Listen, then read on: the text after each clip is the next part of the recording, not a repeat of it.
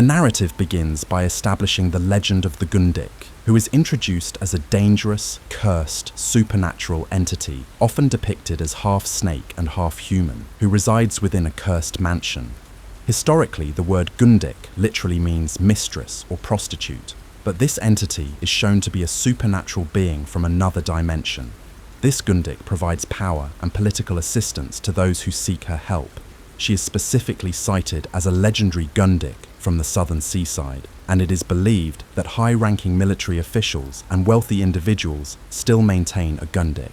The story shifts to the southern seaside in 1998. A high post official arrives at a mansion owned by a man named Samir, who acts as a middleman, arranging meetings between officers and the Gundik. The official had brought a small chest containing a large amount of gold and a large box, which was his offering. The official sought to become a general. Samir told the officer he could now enter to meet the Gundik, cautioning him not to be afraid of what he would witness. The officer proceeded inside, where he saw a very large snake, which frightened him, but he eventually reached Gundik's room. Once the Gundik appeared, she first consumed the gold brought by the officer. She then cut his hand, collected drops of his blood, and drank the blood mixed with oil.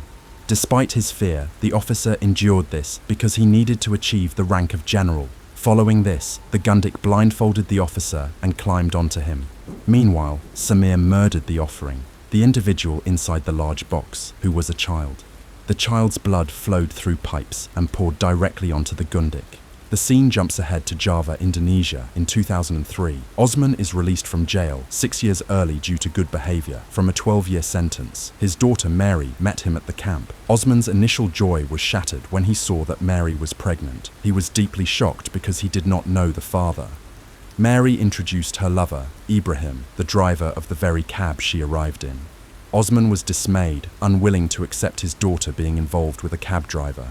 During lunch, Osman argued that their marriage was void in Islam without a guardian, as he was incarcerated. Mary explained that her uncle Reza, her mother's brother, also known as Farsi, had acted as her guardian during the ceremony. When Ibrahim referred to Osman as dad, Osman immediately forbade it. A quick flashback revealed that Osman had gone to jail for killing the men who had murdered his wife. The next day, Ibrahim received a call informing him that his father was critically ill.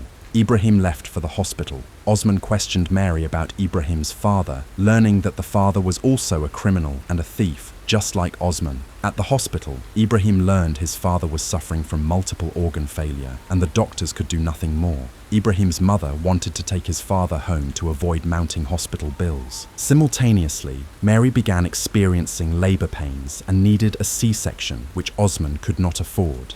Osman received a call from Tony, codename Auto, who offered him an illegal job, robbing the mansion of Ni, who was the Gundik introduced at the start of the story. Tony reported that the mansion held significant gold and jewelry. Osman agreed to the heist to pay for Mary's C-section.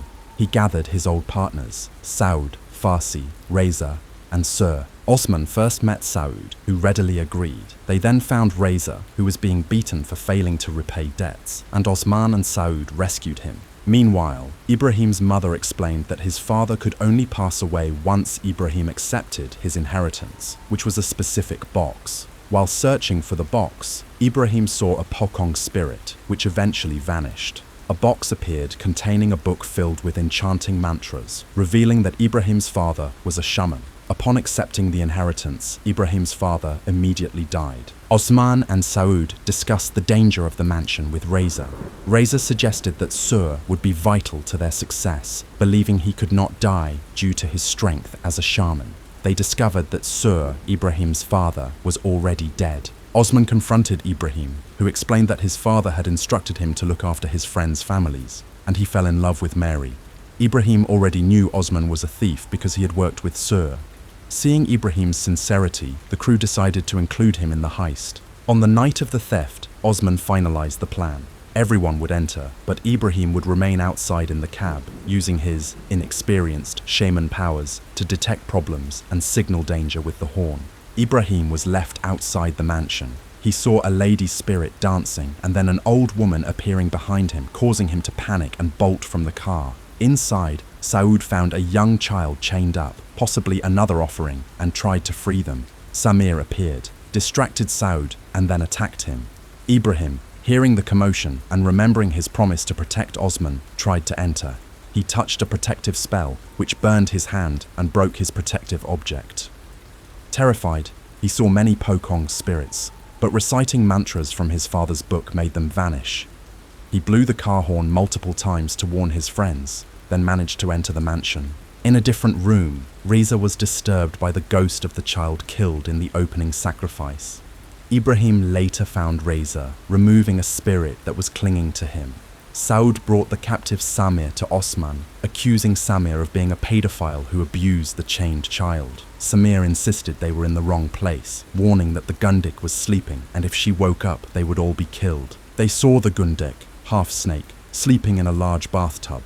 Osman noticed a secret button behind a painting of the Gundik, which opened a secret door into ruins. Samir attacked them, but they followed him into the Gundik's room. They gathered the gold. Just as they were escaping, Samir performed a ritual, and the Gundik woke up.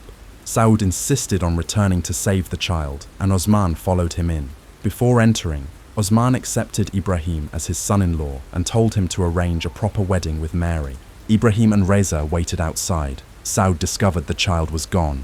After waiting, Ibrahim went back inside. Reza, attempting to steal the cab, found Ibrahim had removed the steering wheel.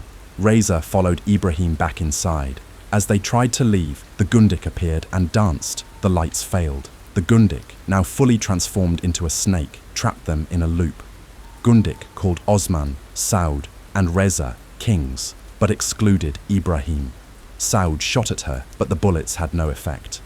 Gundik retaliated by instantly decapitating Saud and drinking his blood. Osman and Reza hid. Ibrahim hid in a wardrobe. He was grabbed from behind. Mary, worried, found the mansion's address written in Ibrahim's diary. Osman and Reza were captured by Samir. Ibrahim awoke from a strange dream and saw the boy he and Saud had tried to rescue. The boy, who removed a wig to reveal he was a male child, explained that Gundik demanded the blood of male children. The boy confessed that he had engineered the entire heist, calling Tony to lure in people born on the mystical Friday, as only they could kill the Gundik.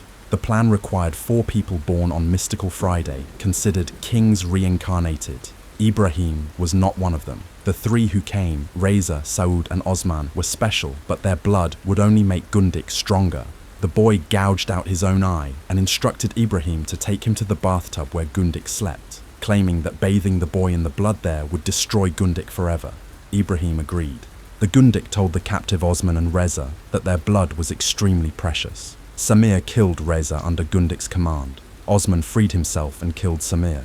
Gundik was distraught, as Samir was her devoted servant. Osman fled. Ibrahim brought the boy to the bathtub. He removed a red cloth and found the old woman he had seen earlier, the real Gundik, Nai. She explained that the snake woman they fought was a fake who had imprisoned Nai, the supreme Gundik. Nai revealed that the blood used by the fake Gundik flowed through Nai's body first. Nai told Ibrahim to pull a lever. He did, and all the blood poured onto the boy, covering him entirely. The fake Gundik killed Osman. Ni stated she needed Ibrahim's blood, pushing him with force, injuring him, and allowing drops of his blood to fall into the bathtub. The boy transformed into the symbol of destruction, a one-eyed creature. This creature was Ni's son. To unlock his immense power, he required the blood of the mystical Friday people and the blood of Ibrahim, who was born on the special mystical Saturday. The creature was about to attack Ibrahim when the fake Gundik appeared and called it "my child." The creature quickly killed the fake Gundik by strangling her with its power. Mary arrived and they fled, but found Osman, now alive, but possessed and controlled by the creature. Osman grabbed both their throats, but Mary reminded him she was his daughter, forcing him to momentarily release them. Osman stayed behind. Mary and Ibrahim fled, encountering the possessed Samir. They retreated to a bathroom where Mary began giving birth in the bathtub. The creature appeared and moved toward the baby. Ni spoke, revealing that Mary's baby was the Messiah, far more powerful than the creature. Unaware, the creature devoured the baby. Immediately, the creature began to suffer, swelled up, and exploded. Mary's baby, safe due to his special powers, was completely unharmed. Mary and Ibrahim then left the mansion. In a final scene, the old Gundik, Ni, was by the bathtub. Tony arrived to check on the situation. Nii murdered Tony.